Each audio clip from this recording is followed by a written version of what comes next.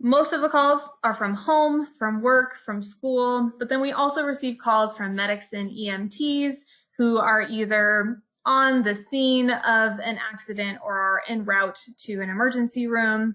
And then we also receive quite a few calls from healthcare providers. So those who are working in an emergency department or at some other healthcare facility that are calling when they need assistance with more complex cases. They have someone who has taken multiple substances, or it's a particular chemical or something that they're not as confident in treating. They will call us and we will assist with that treatment.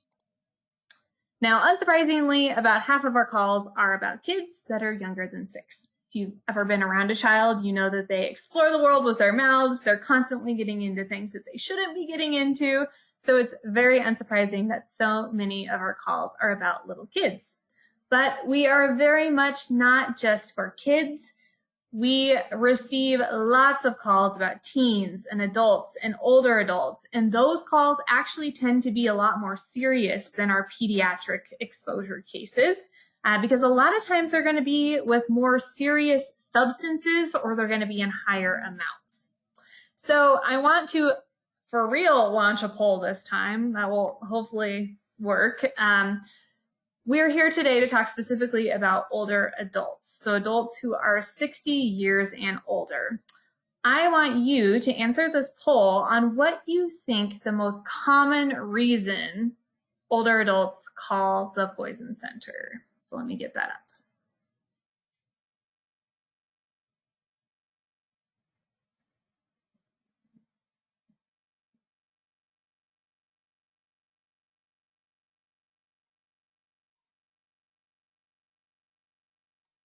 Give folks a few more seconds. We have about 75% that have answered so far.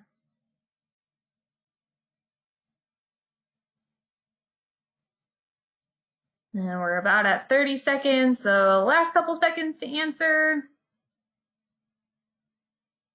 Okay, I'm gonna close it and share those results with you all. So most of you thought medication errors were the #1 reason. And then there was a tie between accidents with cleaners, food poisoning, and self-harm. Well, those folks who answered medication errors were correct, and probably that was a somewhat leading question since you all are here to learn about medication management.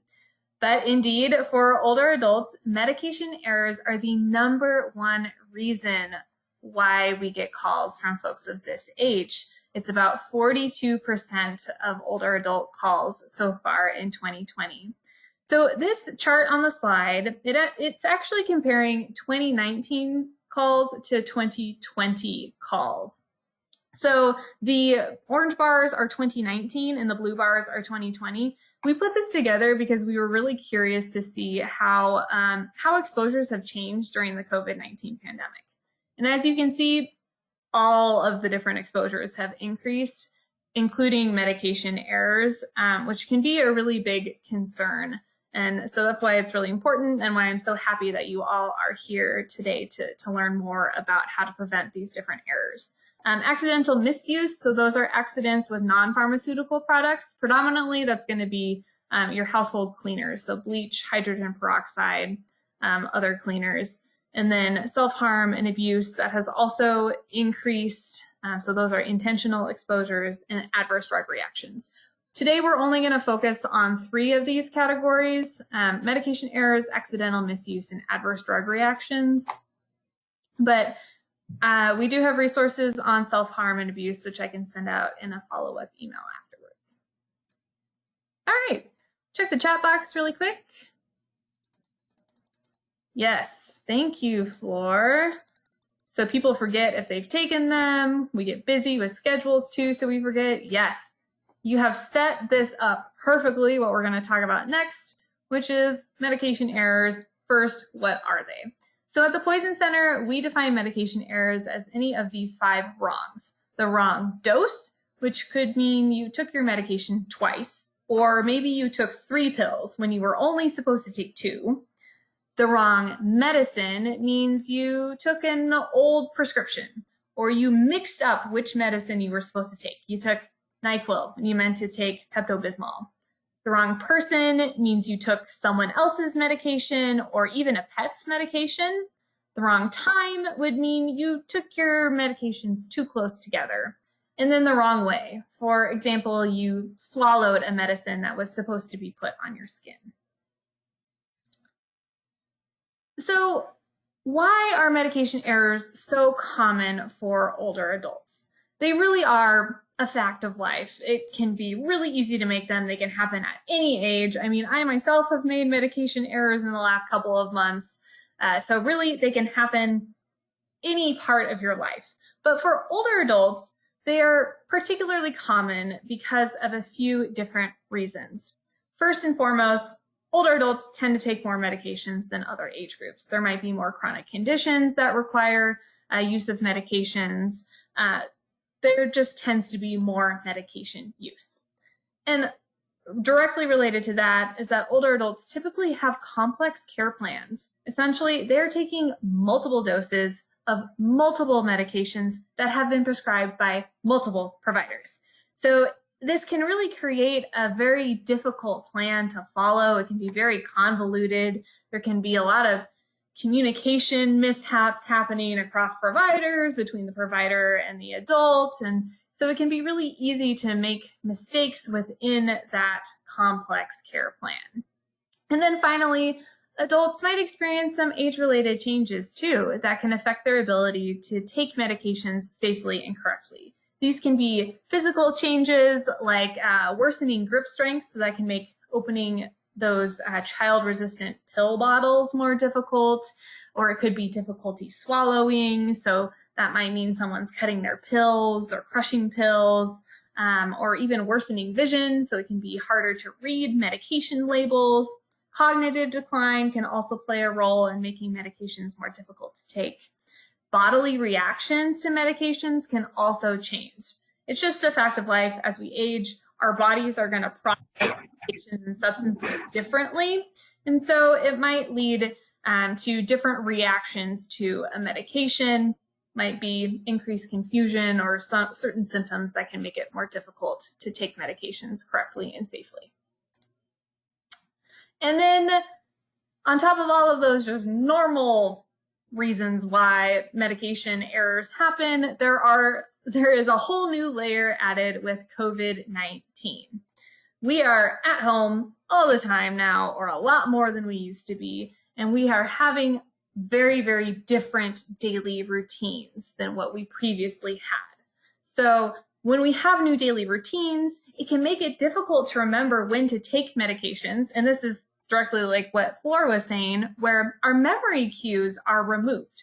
For example, if you always took your medications as you were walking out the door with your cup of coffee in the morning, well, if you're not going anywhere, you're not walking out the door, you don't have that cue anymore to take those medications. You might forget, you might double dose, you might have a whole host of different errors.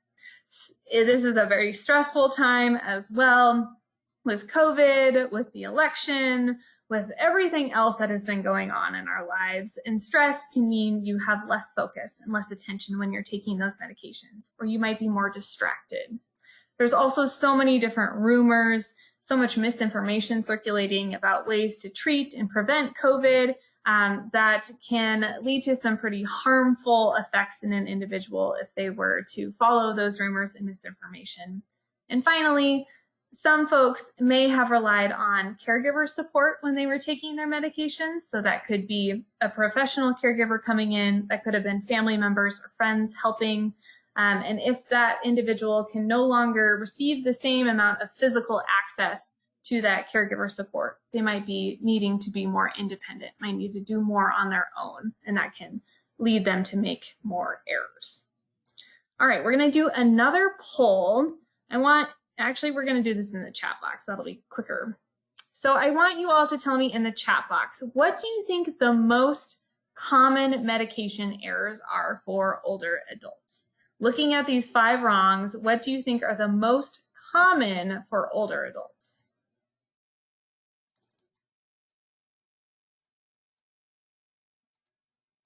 Give folks a few seconds to type into the chat box.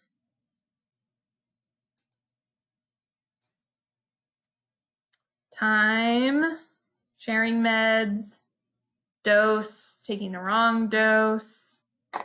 Excellent. So yes, double dosing specifically is by far the most common medication error that we hear about, followed by just any other sort of wrong dose. So remember I said earlier, like taking 3 pills instead of 2. The wrong medicine is the second most common, and I guess third most common, and then the wrong person.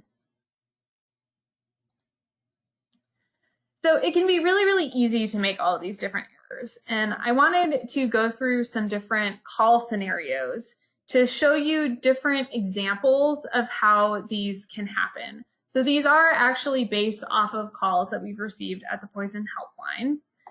So our first scenario is going to be with Charles. So Charles keeps his pills in the pill bottles and the packages he receives from his pharmacy. And after making breakfast, he gets out his medications for his morning dose. He takes a couple pills, but then the phone rings and he gets up to answer it. He talks to his daughter for 15 minutes or so, and then he returns to his medications. But he can't remember if he'd taken all of them or if he'd just taken some of them, so he takes them again just to make sure. Unfortunately, this means that he has accidentally taken a double dose of some of his medications. So what do you think the first thing Charles should do? Type it in the chat box. What is the first thing that he should do after realizing that he might have double dosed on those meds?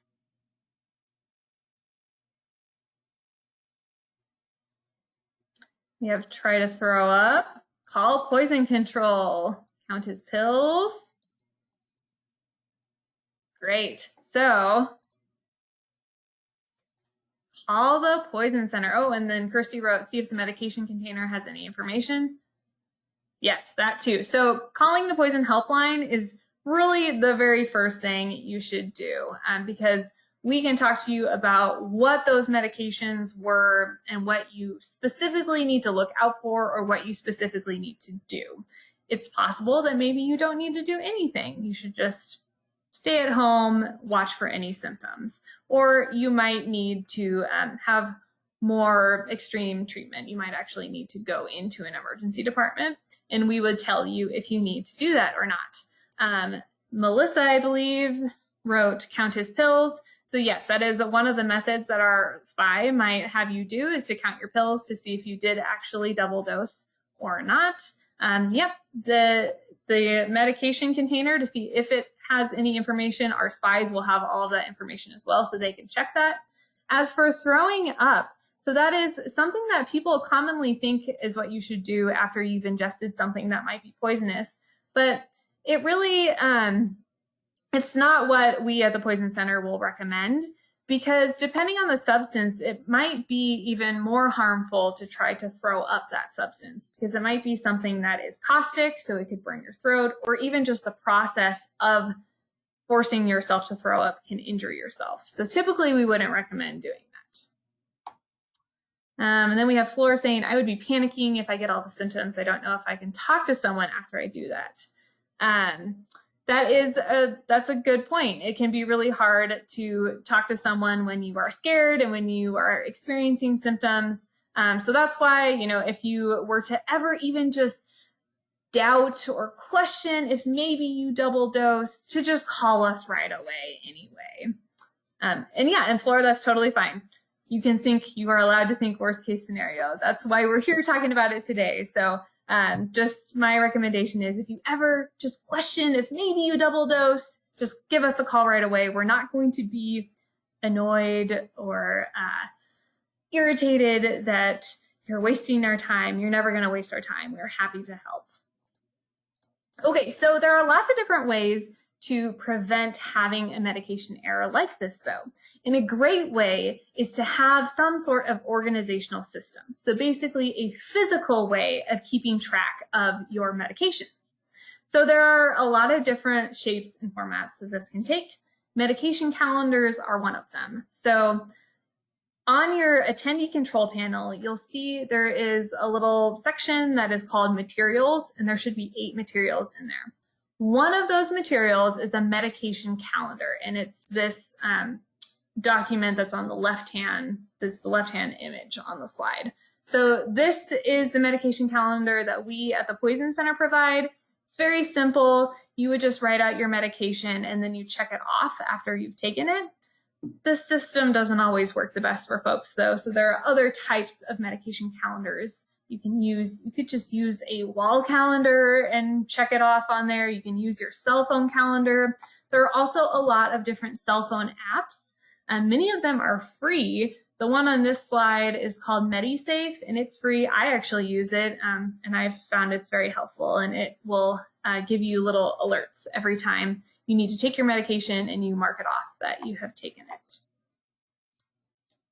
Pill organizers are another great reminder system or organizational system.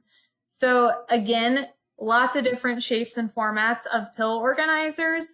There can be bubble packaging, which is what's on the left-hand image in the slide. Some pharmacies will offer this, where they will package together all of your medications for that specific time of day. So your Monday morning medications, there might be 4 different pills you take. They'll package them all together into one little package for you, and you would just pop them out when it's time to take them. So talk to your pharmacy. They might be able to do that for you. Otherwise, there are pill organizers that you can purchase. There are just very, very simple ones where you would just pop open the day that you're supposed to take, and then they can become much more complex. There are some that will lock until it is the correct date and time to take medications. Others will have audio or visual cues as reminders to take medications. And others will even have programming where they will call a caregiver or they'll call you to remind you if you've reached a certain point where you have not taken those pills. So wrong dose can be more than just accidentally taking your pills twice. It can also be really easy to accidentally double up on medications that have the same active ingredients. And this is especially a risk with over-the-counter medications. So that's why it is so important to read medication labels closely. Look at what they say for timing. Is there a maximum dose that you can take within a 24-hour period? Or what is that dose and how often are you supposed to take the medication? And then look at those ingredients. So one of the primary examples of a medication that's so easy to double dose with is acetaminophen. Acetaminophen is Tylenol, and it's in so many different over-the-counter products. So, for example, you might have a cold and you have a really bad headache. That's one of your cold symptoms. So you decide to take some Tylenol to help with your headache, but then you also have a sore throat and you also have a cough and a little bit of nasal congestion. So you decide to take a Dayquil as well. Well, acetaminophen is also in Dayquil, so you could end up double dosing on acetaminophen if you end up taking both. Alrighty, I'm gonna check the chat box. Looks like we're good. We're gonna move on to our next caller scenario, which is about Sonia. So a few months ago, Sonia's doctor decided to change a couple of her medications. Sonia immediately switched to those new meds, but she never got rid of the old prescriptions, and she just kept them in her medicine cabinet. Now it's time for Sonia to take her evening dose. She's talking to her partner as she grabs her medication bottles, and she accidentally grabs one of her old prescriptions, just out of habit. I mean, she was on that medication for years. She keeps chatting, she takes her pills, she doesn't realize that she's made a mistake. It's only when she's putting the bottles away that she notices it was the wrong prescription. So one more time in the chat box, what do you think the first thing is that she should do? What should Sonia do?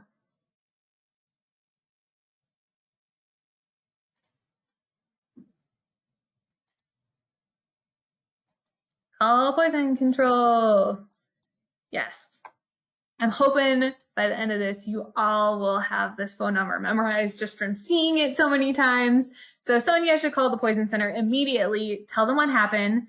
Taking an old prescription can be very concerning because it can actually interact with some of the other medications that you're taking. It can produce different effects or stronger effects from what you actually need. So it can be pretty alarming when you've taken an old prescription. That's why it is so important to get rid of any of those unneeded, unwanted, or expired medications. So a lot of times people keep these meds because they don't know how to get rid of them, or they just think maybe later on they're going to need those medications again. But it's really important to just get rid of those, because that can prevent you accidentally taking the wrong medication, and it can also prevent medications from accidentally or intentionally getting into the wrong hands. So you might have heard of a couple different ways to get rid of medications. So people talk about flushing them down the toilet, mixing them with coffee grounds or kitty litter, crushing up pills, throwing them in the trash. All of these methods can actually be pretty dangerous for yourself, for other people, for pets, and can be bad for the environment. Really, the best and the safest way to get rid of those unneeded medications is to take them to a medication drop box. So we are lucky to live in Washington because we have a very, very robust medicine return program. You can go to takebackyourmeds.org. It's this website here on the slide. And it will show you a map, and it will also have a search function for where all of the secure medicine return locations are in our state. So a lot of times these are at pharmacies, they can be at sheriff's departments, they're all over the place. They're always free. They're going to accept most prescription and over-the-counter medications unless specified. And those specifications, any limitations that they might have, will be listed on the website on Take Back Your Meds. So I encourage you to check out that website, because you can take back your meds anytime to any of those drop boxes. That being said, we are in a pandemic right now, and we don't want people to make unnecessary trips. So our recommendation for now is to take back your medications if you're already going to that location. If you already have to go to the pharmacy for something, go ahead and take them back. Otherwise, don't make an extra trip. Either lock them up out of sight, out of reach, or you can look into disposal by mail. I think this is being promoted a lot more heavily in the state. It's not available yet in all counties, unfortunately. It is available here in King County, though. I think Snohomish and Pierce as well. So you can go to this website, medproject.org, and you can type in your county and then request an envelope. So technically they're for differentially abled or homebound residents, but I think there has been a big push lately to make this more accessible due to COVID-19 pandemic. One thing to note about these mail-back envelopes is that they don't accept all substances. You can't return any vitamins or supplements with these envelopes. You can't return any illicit drugs. There are some other limitations as well. And then it's also important to know that any medications that are inhalers or injectors require different envelopes. So if you go to that website, it'll walk you through what specific envelope you need to request from them. Alrighty, using a medication list is so important to make sure that you are clear on what your exact medication care plan is. So a good medication list needs to include every prescription medication, over-the-counter medication, vitamins, supplements, and any other substances that you frequently take. For example, if you use CBD, that needs to go on this medication list. At a minimum, for every substance, you need to include the name, the dose, time, and any special instructions for taking that medication. Like if it needs to be taken with a glass of water, or if you need to avoid a certain food with it. And then take this list to every healthcare appointment, to the pharmacy, to make sure that you have the pharmacist or doctor review the list to ensure everything is accurate and up to date. So if you don't already have a medication list, we have two materials that I've uploaded for you today. One of them is a development guide that has a bunch of questions on it that will walk you through making sure you have all of those different medications and substances to include on your list. And then we have some medication list templates for you to use as well. Our format is a little bit different than what you might have traditionally seen. We actually encourage people to use one worksheet per medication. That way, if you have a change in medication, you can just remove that page when that information is no longer accurate. You don't need to redo the entire list. And then finally, it's really important to understand everything you need to know about your medications. And to help you with that, we have another material that's uploaded for you. That's 10 medication questions to ask a provider or pharmacist. They're just good discussion prompts for when you are prescribed a new medication or you just have questions about a medication you're currently taking. It'll walk you through everything you need to know to put on your medication list, and it can just prompt some more discussion between you and your provider. Check the chat box before we go into this next scenario. I think we're good. All right. So this scenario is with Jackie.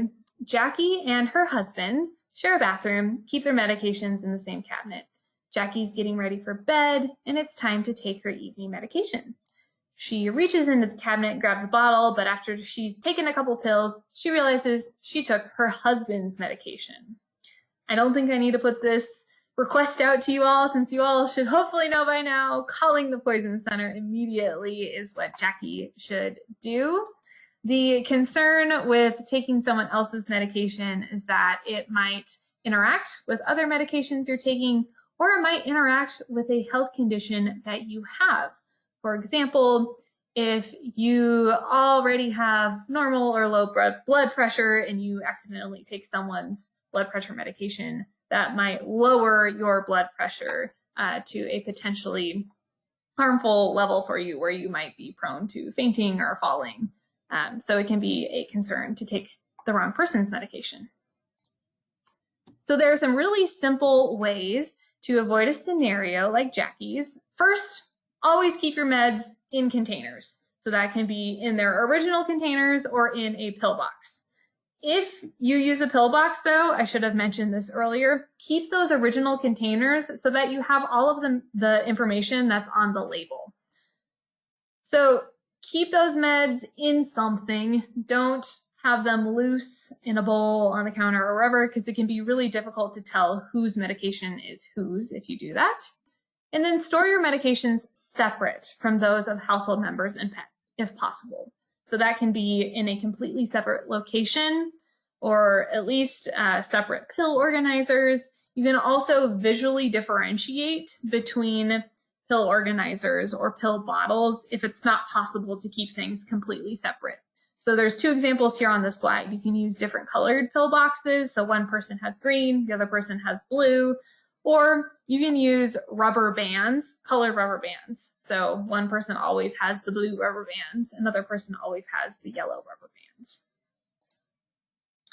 And then safely store medications.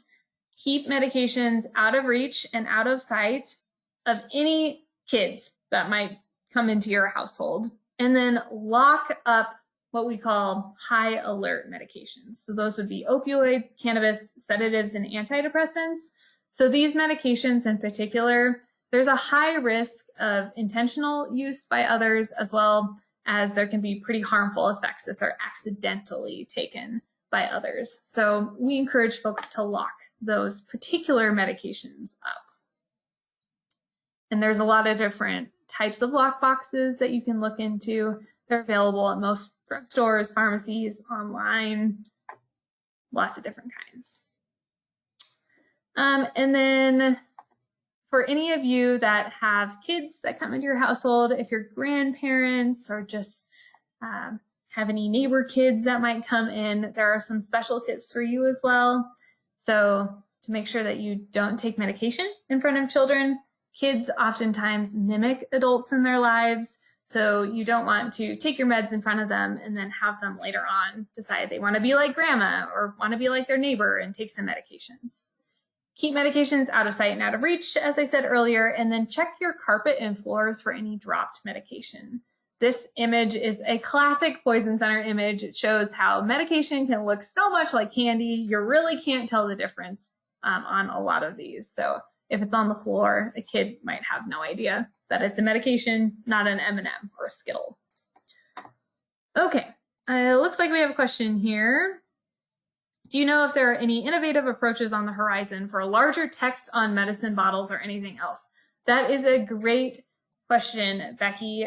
So I have heard of different movements to do that. I haven't heard of anything that's been very widespread, though. I think if there is a change to larger text on labels, that's going to be a pharmacy specific approach instead of something that is more like statewide or regional, which is too bad because that would be very, very helpful if there was larger text. And then let's see, another comment. Teens once tried to steal my brother-in-law's OxyContin when they came to visit him. Yeah, so it can be, that's why it's so important to lock up medications when possible. If not possible, then at least keeping them in an out of sight, out of reach location that is secure, not out in the open. Because a lot of times people don't think that intentional use can happen with someone that they know. But a lot of people do experience that, and especially if it's an older medication that you're no longer taking, you might not even realize that it's been taken. So take back any unneeded, unwanted, expired medications and lock up any of those that might be intentionally used by folks. Okay, so we're going to move on to adverse reactions. I'm realizing we're moving a little slow here, so I might need to speed up a bit. So adverse reactions from drugs can be unintended side effects from a medication or also side effects of drug interactions. So adverse reactions can very much be an issue with prescribed medications. But what I want to emphasize for you all today is alternative and complementary meds or vitamins, supplements, because there are so many different kinds that can interact with other medications people take, or can interact with someone's body in potentially harmful ways. And a lot of times people don't realize this because they think that vitamins and supplements are natural and they're safe. And taking a vitamin or supplement may very well be just fine for you. But in order to know that, you need to talk to your doctor or pharmacist before taking a supplement. You can also call us at the Poison Center to ask for information about any potential adverse reactions or drug reactions. Use that medication list. Include the vitamins, supplements on there. Take that 10 medication questions with you and ask about vitamins and supplements using those questions. There's been a lot of rumors out there about different supplements, substances, medications to take with COVID. And please, please, before you try anything new, know that there is nothing yet that has been approved to treat or prevent COVID. So before you try something new, before you alter your current medication plan, talk to your doctor about what you are thinking about your specific health considerations, your body, your current medications. You can also call us with those questions. We're really happy to answer any questions you might have. And bottom line, just never ingest disinfectants or non-pharmaceutical substances that claim to treat or prevent COVID-19 because that information is false. They will not do that and they can be harmful to you. The final cause of adverse reactions we're going to talk about is substance use. So this can lead to mismanagement in a couple of different ways. So it can be through intoxication. So those symptoms that go along with intoxication might mean someone has more difficulty managing meds, or in a true adverse reaction, they might experience interactions with some of the other medications they're taking.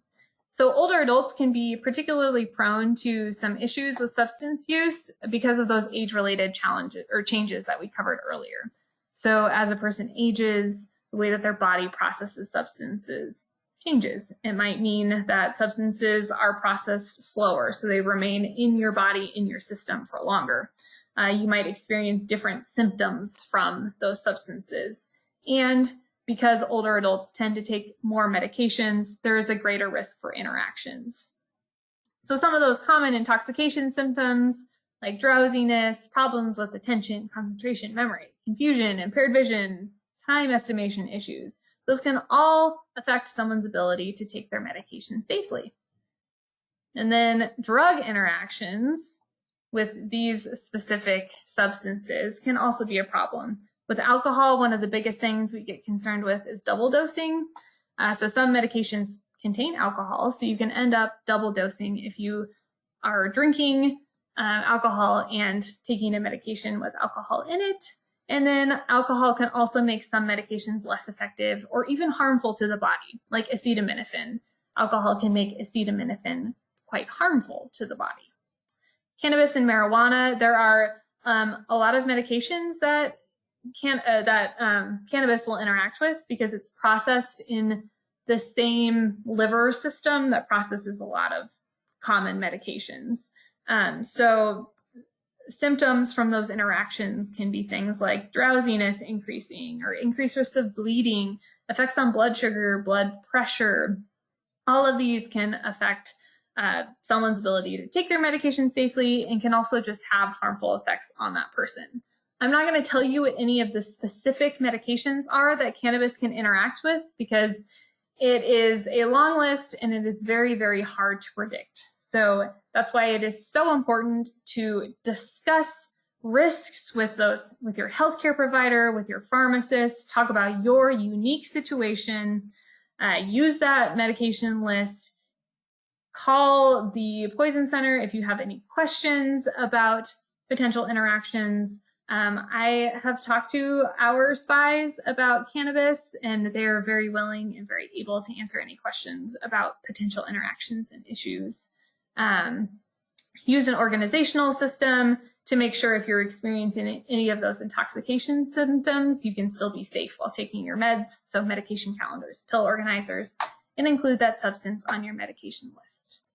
Okay, Randall has a question. What about CBD? Yes, so CBD can also interact with medications. So yeah, include it on your medication list. Talk to your doctor, talk to your pharmacist. It will depend on how you're using CBD. If it's a topical application, the possibility of a drug interaction is probably a lot less than if you're like ingesting a tincture or something like that. So it's best to just ask questions, ask your healthcare provider, ask a pharmacist. Another comment from Randall, do not store small items in pill containers from pharmacy because it confuses kids. Yep, definitely, yeah. If they see a pill organizer that has like little toys in it, then they might think that a pill organizer with real medications in it would also just be toys. Great point. I'm going to skip through this section on accidents, but essentially store any of your medications separate from non-pharmaceutical substances or substances that look similar, like eye drops and glue. We get calls about that all of the time, people who've put glue in their eyes instead of eye drops. And follow safety precautions when you are using these non-pharmaceutical substances, cleaning substances, sanitizers, etc.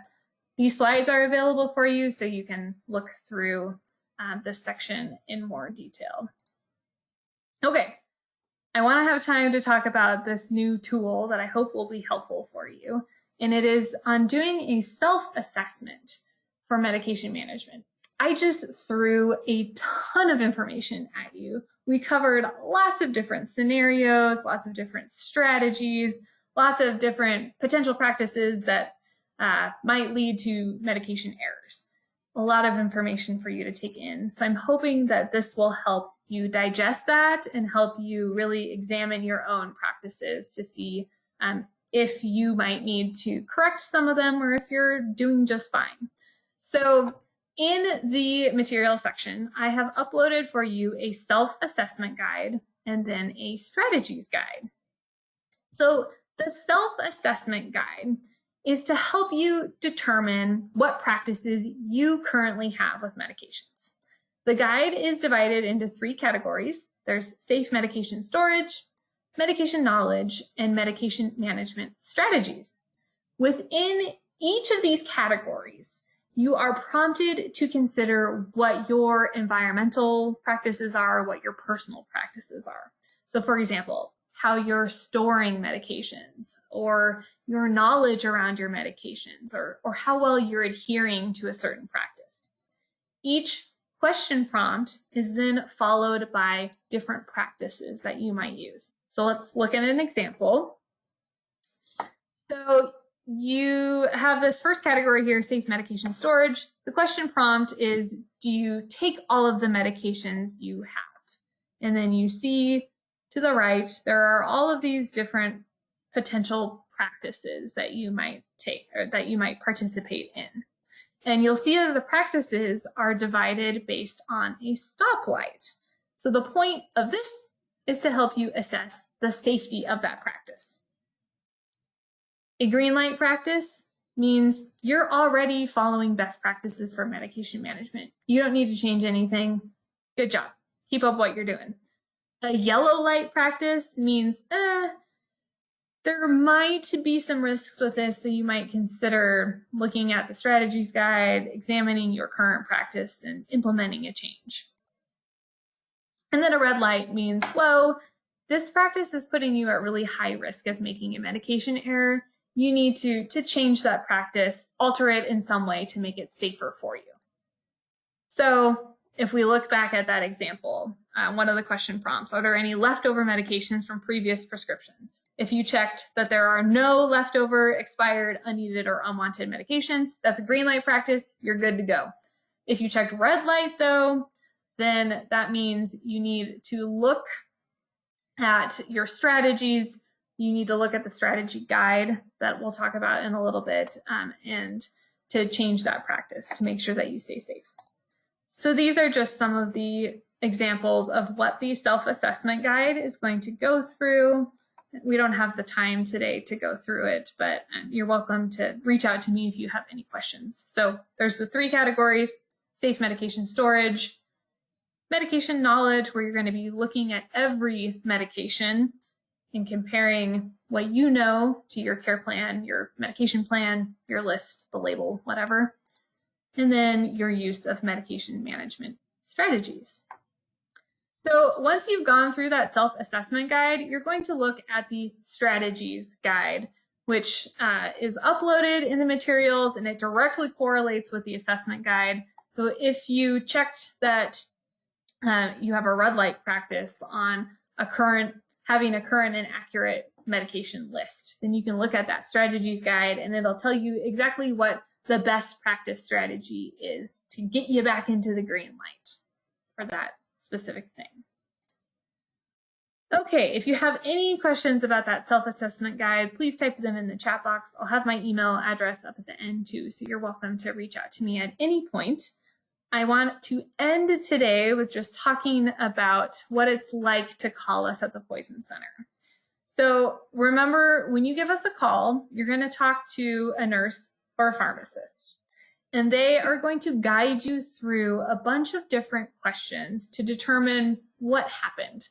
So they're going to ask you what was taken, how long ago did it happen, how much, how are you, or how was the person feeling? If you don't know the answers to all of these, that's totally fine. We just want to get a general sense, get as much information as we possibly can about what the situation is. After you've gone through all of that, the spy is going to tell you what you need to do. Now, most of the time, we can keep you at home. In fact, so far in 2020, for older adults, we have managed 92% at home, which is great. You don't need to go to your doctor's office. You don't need to go to the emergency room. You can stay at home. Sometimes, though, your specific scenario or situation might warrant more treatment than what you can do at home. You might need to go to the emergency room or to your doctor. If that is the case, then we will tell you that. We'll tell you if you can drive yourself, if you need to call 911 and get an ambulance. We'll also, if you're going to the emergency room, we'll call ahead and we will suggest a treatment for you. We'll let them know that you're coming too.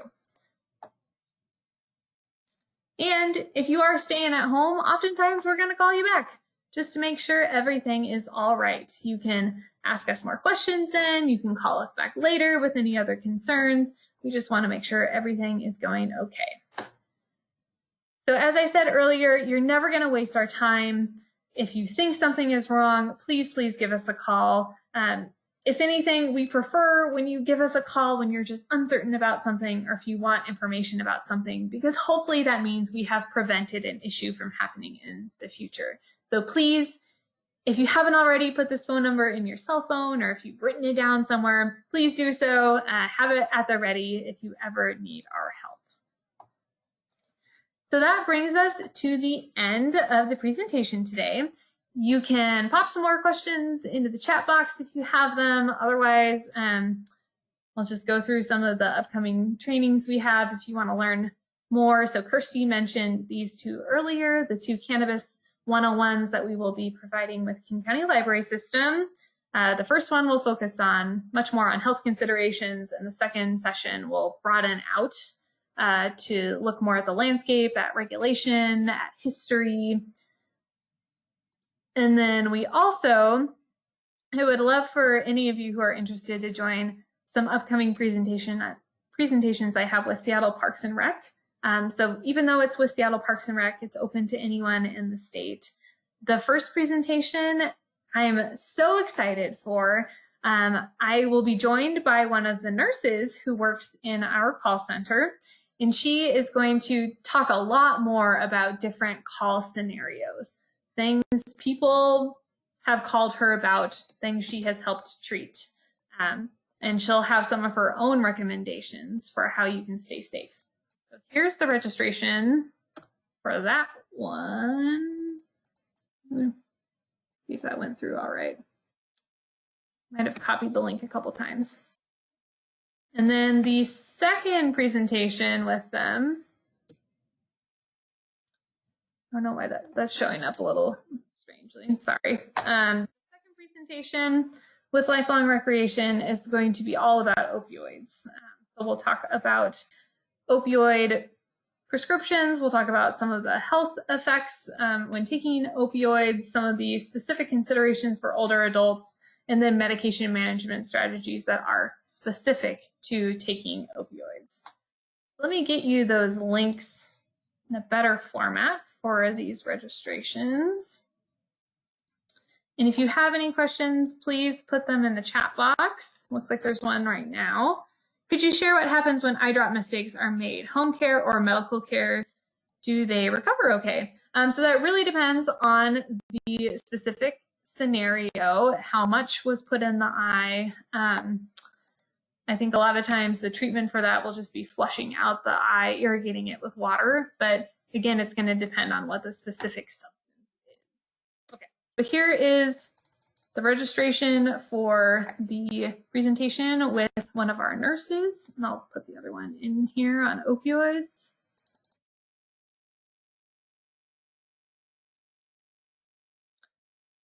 And here's also my email address.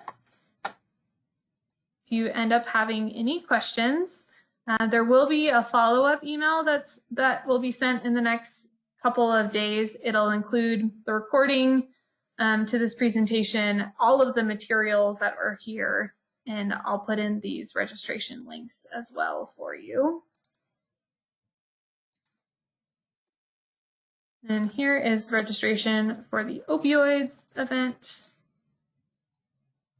These are both free, open to anyone to join.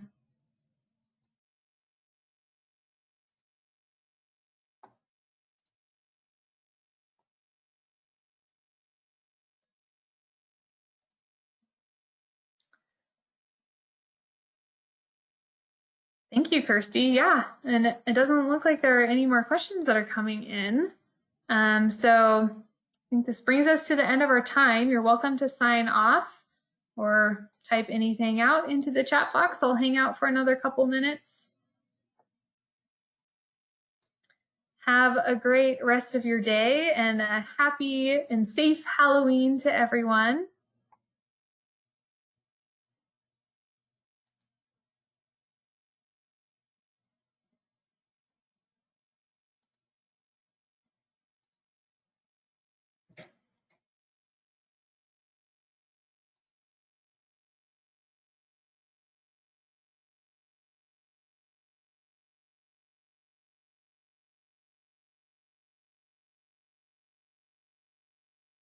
Alrighty, folks, it is 3 o'clock. I'm going to end the training, but please reach out if you have any questions.